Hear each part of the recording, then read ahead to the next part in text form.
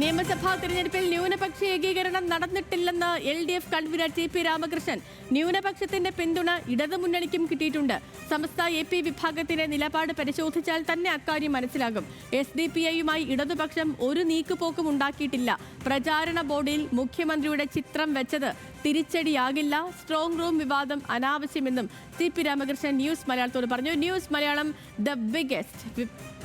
പ്രസാദ് ഉടുമ്പശ്ശേരി വിവരങ്ങളുമായി നമുക്കൊപ്പം ചേരുന്നു. അതിനു മുൻപ് പ്രതികരണത്തിലേക്ക്. ന്യൂനപക്ഷ ഏകീകരണം അങ്ങനെ വന്നു എന്ന അഭിപ്രായം ഞങ്ങൾക്കില്ല. ന്യൂനപക്ഷ ഏകീകരണം വന്നിട്ടില്ല. ന്യൂനപക്ഷത്തെ ഏകീകരിപ്പിക്കാനൊക്കെ ശ്രമം നടത്തിയിട്ടുണ്ടാവും. പക്ഷേ ന്യൂനപക്ഷ ഏകീകരണം കേരളത്തിൽ നടന്നിട്ടില്ല. അത് നടത്താൻ ഇവിടെ ഒരു ജനാധിപത്യ ബോധമുള്ള ഒരു സമൂഹമാണുള്ളത്. ആ സമൂഹം നിലനിൽക്കുന്നിടത്തോളം കാലം വർഗീയമായ മതപരമായ അത്തരമൊരു നിലപാടിലേക്ക് പോകാൻ അനുവദിക്കില്ല.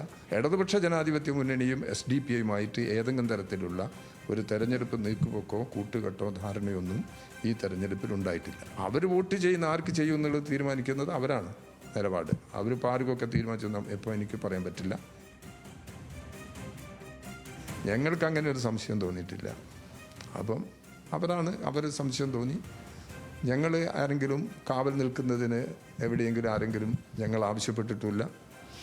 അങ്ങനെ പ്രശ്നം ഞങ്ങളുടെ മുമ്പിൽ ഉയർന്നു വന്നിട്ടില്ല. മെഷീനറിയെ സംബന്ധിച്ചിടത്തോളമുള്ള ബോധ്യമാണത്. മുൻകാലങ്ങളിൽ ചില സംഭവങ്ങളൊക്കെ നടന്നു എന്നുള്ളതൊക്കെ ശരിയാണ്.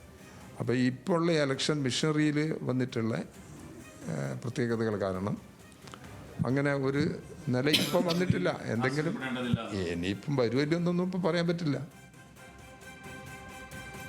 Prasad, good morning. അപ്പം എത്രത്തോളമാണ് കൺവീനറുടെ ആത്മവിശ്വാസം?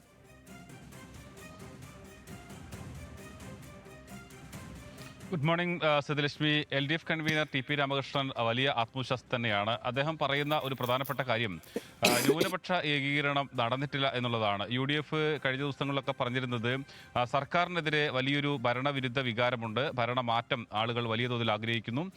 ന്യൂനപക്ഷം ഒന്നടങ്കം UDFന് വോട്ട് ചെയ്തു എന്ന രീതിയിലൊക്കെ UDFന്റെ പല നേതാക്കളും പറഞ്ഞിരുന്നു. പക്ഷേ അങ്ങനെ ഒരു ന്യൂനപക്ഷ ഏകീകരണം നടന്നിട്ടില്ല എന്ന വിലയിരുത്തൽ തന്നെയാണ് LDF ഉള്ളത്. അങ്ങനെ നടന്നിട്ടില്ല എന്നുള്ളത് തന്നെയാണ് അവരുടെ വിലയിരുത്തൽ. പ്രത്യേകിച്ച് AP സമസ്ത പോലെ അവർ നേരത്തെ LDFന് വോട്ട് ചെയ്യണം എന്നുള്ളതാണ് അവരുടെ തീരുമാനം. ആ രീതിയിലുള്ള തീരുമാനം നടന്നിട്ടുണ്ട് എന്നുള്ളതാണ്. പക്ഷേ അദ്ദേഹം അത് നേരിട്ട് പറയുന്നില്ല. പക്ഷേ AP സമസ്ത എടുത്ത നിലപാടെല്ലാം ഇത്തരത്തിൽ ന്യൂനപക്ഷ ഏകീകരണം നടന്നിട്ടില്ല എന്നതിന് തെളിവാണ്.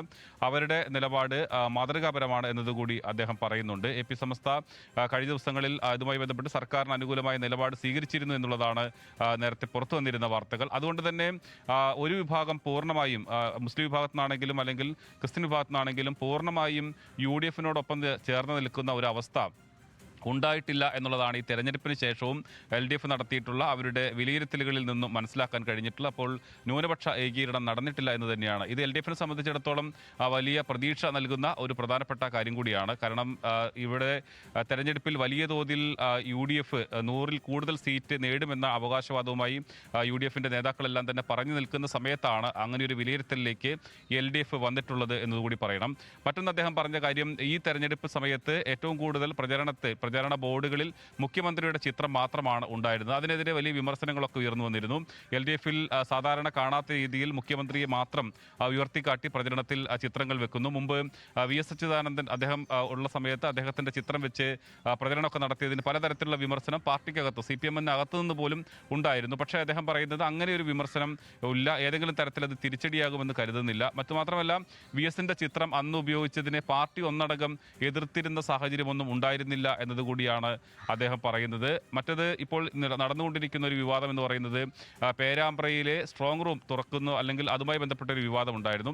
സ്ട്രോങ് റൂം അല്ല തുറന്നത്, മെറ്റീരിയൽ റൂമാണ് തുറന്നത്. അതിൽ ഏതെങ്കിലും തരത്തിൽ ആ വിവാദം അനാവശ്യമാണ്, ഏതെങ്കിലും തരത്തിലൊരു ആശങ്കപ്പെടേണ്ട സാഹചര്യമുണ്ട് എന്ന് കരുതുന്നില്ല എന്നതുകൂടി അദ്ദേഹം പറയുന്നുണ്ട്.